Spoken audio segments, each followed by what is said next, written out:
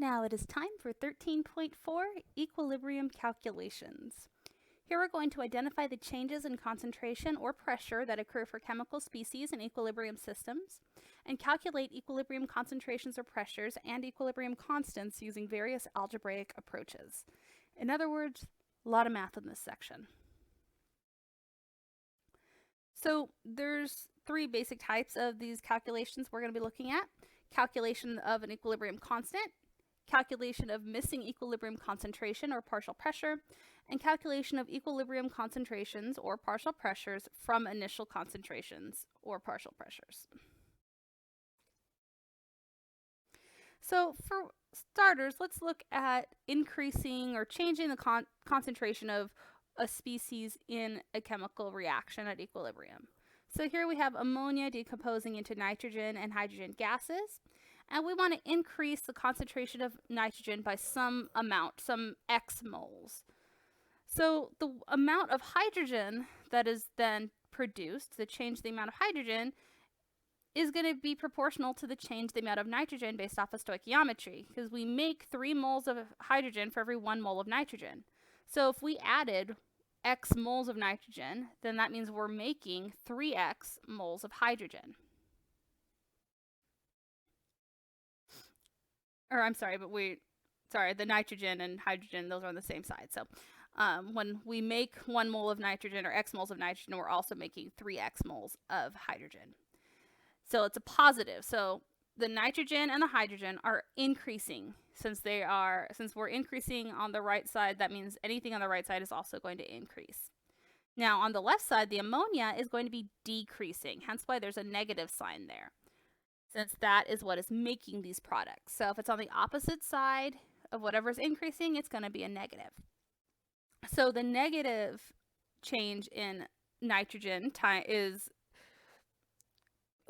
equivalent to 2 moles of ammonia for every 1 mole of nitrogen, because of that 2 in front of the ammonia. So that means the amount of ammonia is going down by -2 times X moles. Sometimes you know what that change is, sometimes you don't. So here's an example. We want to figure out the missing terms representing concentration changes for each of the following reactions. So in A, we're changing the amount of C2H2 by X. Since there's no negative in front of it, we can assume that is an increase in it. So then that means that for the bromine here, since there's a 2 in front of it, it's going to increase by 2X. And then the opposite side is going to be a negative change. It's going to go down, and it's a 1 in front of this compound, so it's going down by X, so -X. For B, we're increasing the amount of our product side, X, which means that the other two, since they're on the other side of the equilibrium sign, are going to be negatives. And since it's all 1 to 1, they're going to both be -X. Lastly, we're increasing C3H8 by X, so that means that the oxygen with it is going to be positive since it's on the same side. The other two are going to be negative since they're on the opposite side of the arrows. So oxygen is going up by 5X, CO2 going down by 3X, and water is going down by 4X.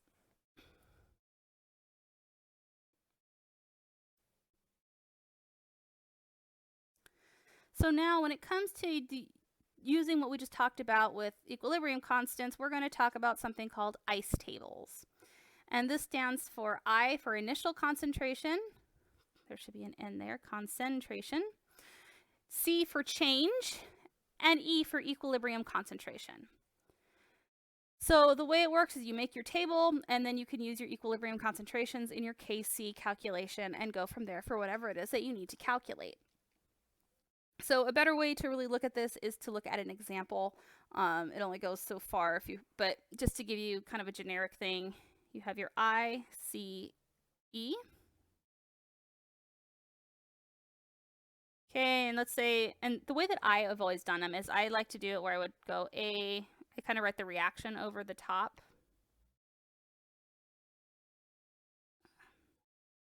So that, and then use that to make my grid. So then we have A, B, C, D.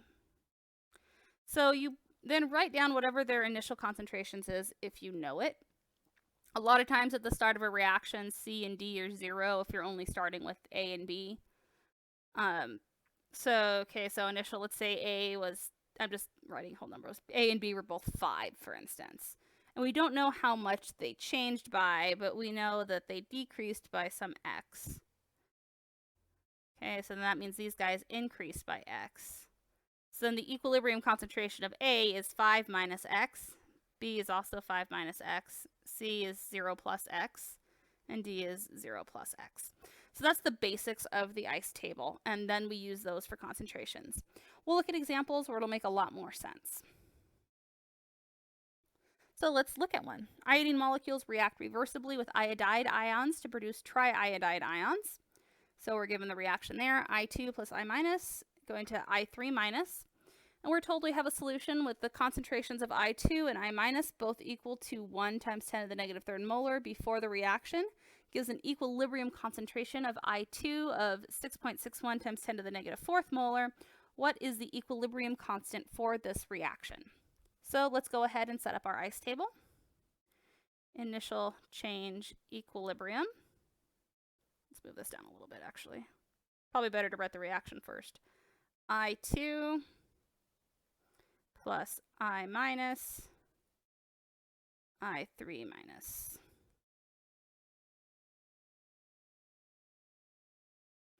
ICE. So we were told that the starting concentrations of I2 and I minus were 1.000 times 10 to the negative third.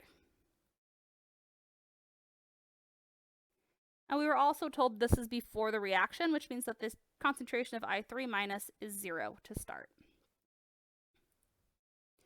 So we don't know how much they changed by, but we know what the final concentration of I3 minus is.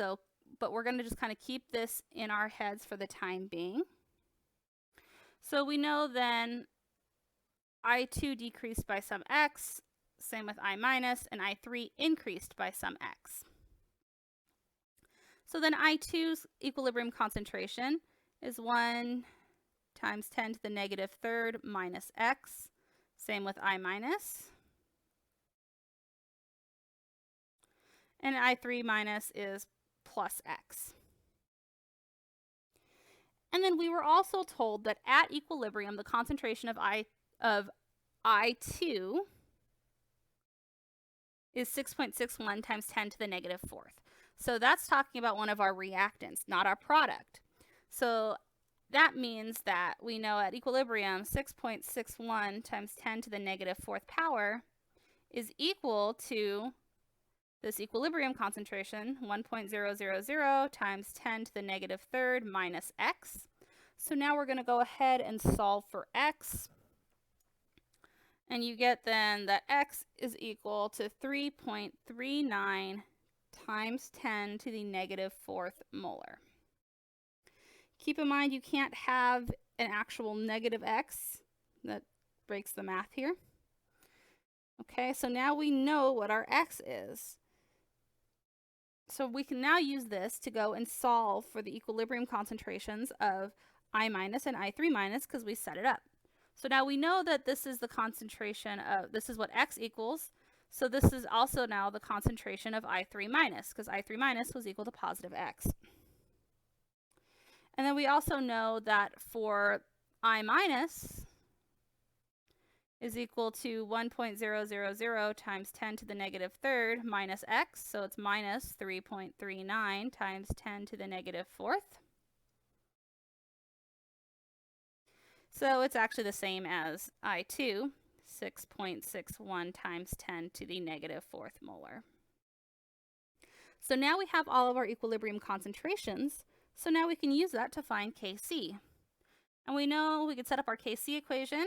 It's going to equal to I3 minus over the concentration of I2 times I minus. So this is now 3.39 times 10 to the negative fourth over 6.61 times 10 to the negative fourth times, again, 6.61 times 10 to the negative fourth. And this gets you 776. Remember, our equilibrium concentrations are unitless. I know technically you can tell there are actually units there. You have molar divided by molar divided by molar, so you'd get inverse molar, but we are not looking at units here. So that is our first type of ice table. If you don't like ice tables and you want to just do it a different way, I don't care. You might have been able to look at this and already figure it out. But ice tables are very, very helpful for visualizing things. I know I certainly am a visual learner. But again, I don't care how you do this as long as you do it correctly.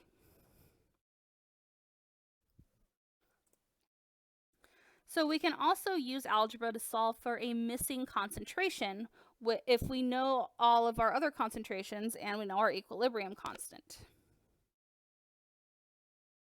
For example, nitrogen oxides are air pollutants produced by the reaction of nitrogen and oxygen at high temperatures. At 2000 degrees Celsius, the value for Kc of this reaction is 4.1 times 10 to the negative fourth. Calculate the equilibrium concentration of NO in air at 1 atm pressure and 2000 degrees Celsius. The equilibrium concentrations of N2 and O2 at this pressure and temperature are 0.036 molar and 0.0089 molar respectively. So this one gives us a lot of information, right? And let's start by writing down the expression for Kc. Okay, there's our reaction is here, so it's going to equal NO squared over over N2 times O2. And we are looking for the concentration of NO. So let's solve for NO. So we know that NO squared is equal to Kc times N2 times O2. So we take the square root of everything.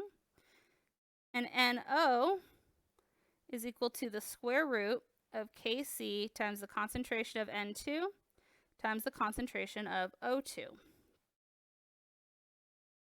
And we are given concentrations of N2 and O2, and we're given Kc. So in this one, we actually don't even need to use an ice table. So this tells us we need to take the square root of Kc, 4.1 times 10 to the negative fourth, times N2, which is 0.036 molar, times O2, 0.0089 molar. And when we do that, we get that our concentration of NO is equal to 3.6 times 10 to the negative fourth moles per liter, or molar. And you actually can see that unit-wise here, assuming K has no units, okay, and then we have moles times moles, that's mole squared. You take the square root of mole squared, you get moles, or not mole squared, but molar squared. Then you get molar at the end. Now you can actually go back and check your work here by calculating Kc. So using these numbers. So we say, okay, Kc equals 3.6 times 10 to the negative fourth squared over 0.036 times 0.0089. And that gets you 4.0 times 10 to the negative fourth, which in terms of sig figs is very close to 3.6, so we are good.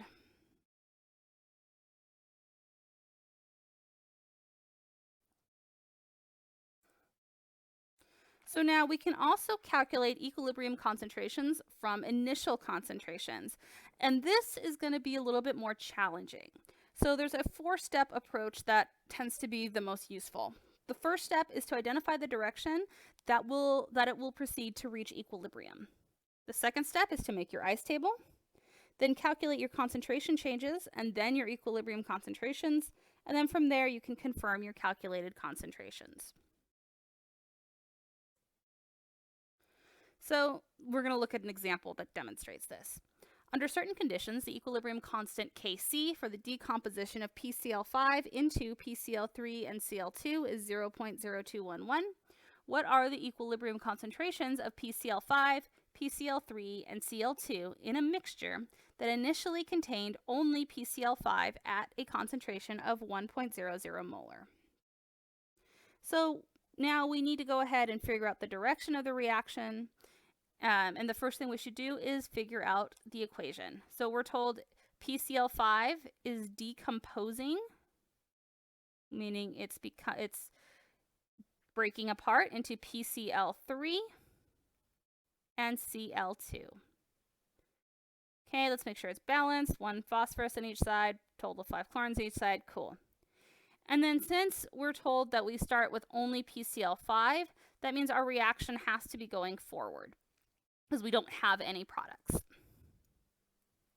So the reaction is proceeding to the right. So now let's go ahead and make our ice table. So we have PCl5, PCl3, Cl2, ICE.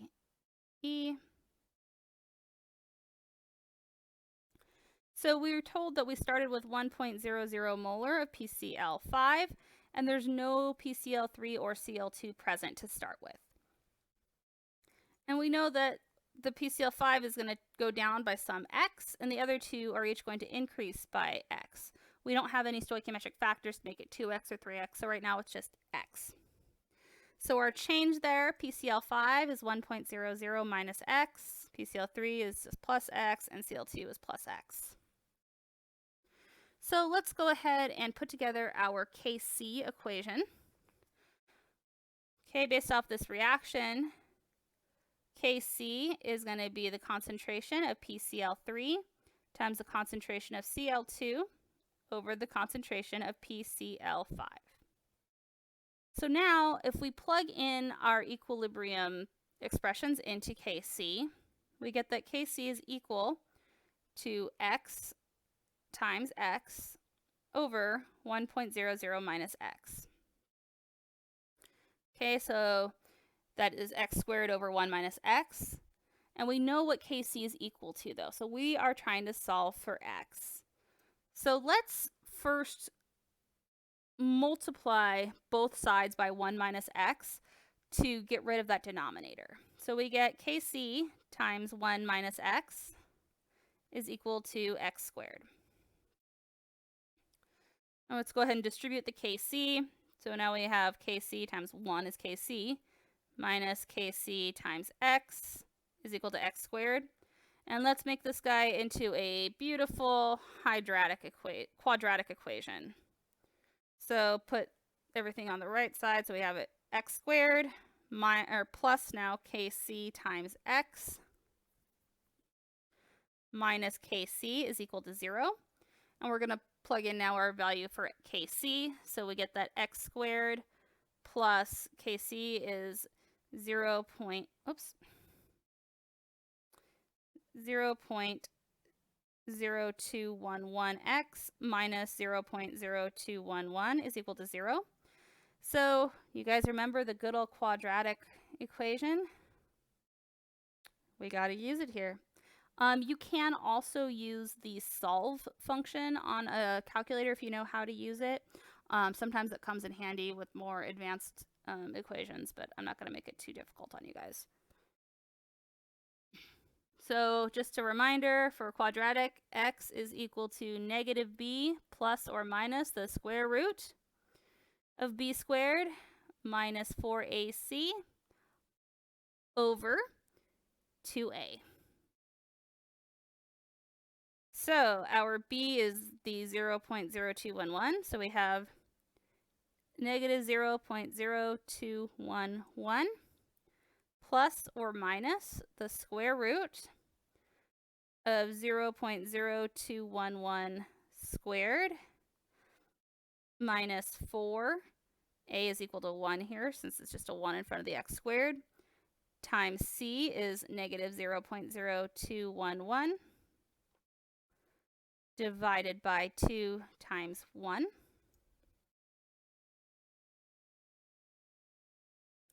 So then this comes down to be that x is either 0.135 or negative 0.156. Now we can't have a negative number for x, so 0.135 is the only one that makes sense here. So 0.135 molar is equal to x. Yes, I did give myself an extra slide. So x 0.135 molar. So then we know then that this is equal to our calculation, our concentration of the PCl3 and Cl2, because those two at equilibrium were just equal to x. For PCl5, from our ICE table, it was equal to 1 minus x, so 1.00 minus 0.135 gives us 0.87 molar for PCl5. Now our last step is to confirm that we get the correct Kc when we plug everything back in. So just a reminder, we were told that Kc is equal to 0.0211. So let's check it. Kc is equal to PCl3 times Cl2 over PCl5. So 0.135 times 0.135 divided by 0.87. And this gives us 0.021, and that checks out.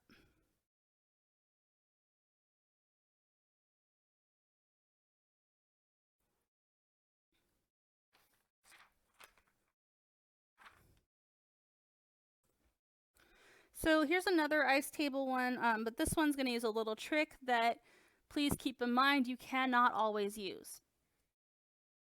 So we want to know the concentrations at equilibrium of a 0.15 molar solution of HCN. We're given the balance reaction and we're given a Kc value. So let's go ahead and start by writing our Kc equation just so we know it. Whoops. Kc is equal to H plus times Cn minus over HCN. And let's start our ICE table.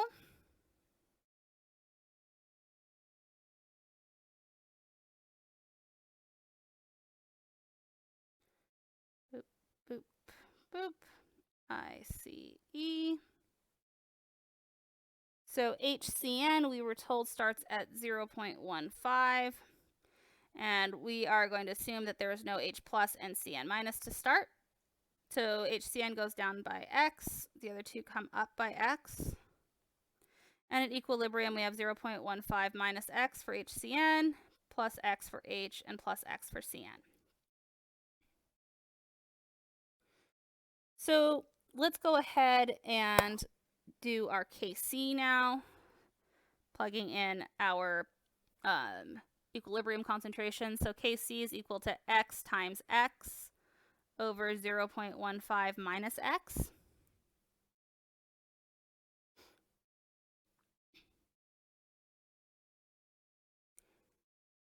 So now we can go ahead and solve. Start by getting our quadratic ready. So we have Kc times 0.15 minus Kc times x is equal to x squared. We get x squared minus Kc. Ow, I just bit my tongue. That wasn't very nice, was it? Let's see, where was I? Let's see. Okay, minus Kc times 0.15, so that is 4.9 times 10 to the negative 10th times 0.15 plus 4.9 times 10 to the negative 10th times x is equal to 0. And so just rearranging this, this is x squared plus 4.9 times 10 to the negative 10th x minus 7.35 times 10 to the negative 11th is equal to 0.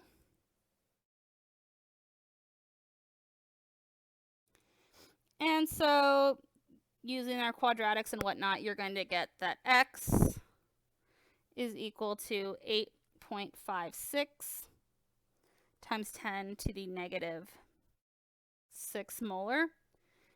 Okay, or if you wanted 2 sig figs, 8.6 times 10 to the negative 6. Now, this is telling us, and that's the concentration for H plus and Cn minus. And that is a very, very small number. So, in this case, you can tell that the change in concentration, you could tell earlier, was going to be way, way less than the initial concentration because of this small k. So when you see a k this small, this is a good indication that your change in concentration is really going to be small. So we can say that x is going to be significantly lower than, which is what this double less than sign means, 0.15 molar. So when we go to like subtract x from 0.15, we wind up still getting 0.15. Because 0.15 minus 8.56 times 10 to the negative 6th power, really, really, really small. So then what that does is in the Kc equation, x squared over 0.15 minus x, we can basically get rid of this x and say it's 0 because it's that much smaller. So then the Kc becomes x squared over 0.15.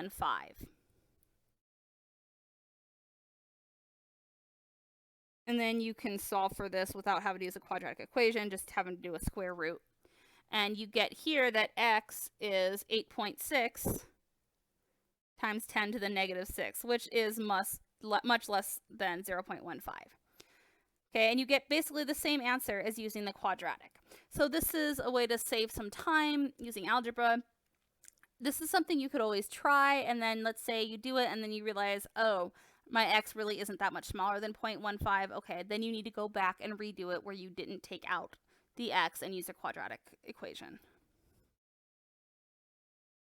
When I was an undergrad, I really didn't use this the simplifying assumption, to be completely honest with you guys. I preferred to just use the quadratic just to be safe, but you can still go back and check your work and plug in the concentrations as well.